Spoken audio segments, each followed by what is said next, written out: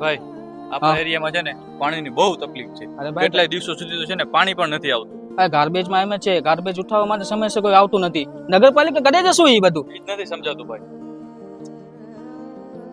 સાહેબ, આપણા એરિયામાં પાણીની ઘણી તકલીફો છે.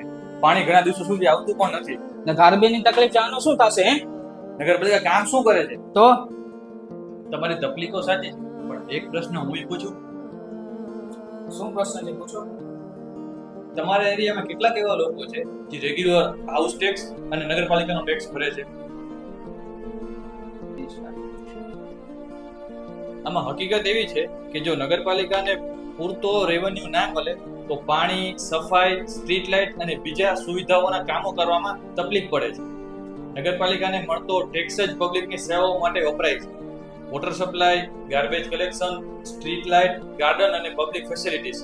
જો 80% થી વધુ નાગરિકો સમયસર ટેક્સ ભરે તો અમે વધુ સ્પીડમાં અને વધુ સારા કામો કરી શકીએ. એટલે ફરજ ફક્ત નગરપાલિકાની જ નથી, નાગરિકોની પણ છે. આપણે ટેક્સ ભરીશું ને આપણે શહેરને સુંદર બનાવીશું.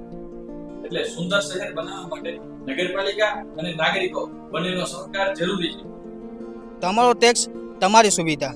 સમયસર હાઉસ ટેક્સ ભરો, વિકાસમાં તમારો પર યોગદાન આપો. એક જવાબદાર નાગરિક બનો.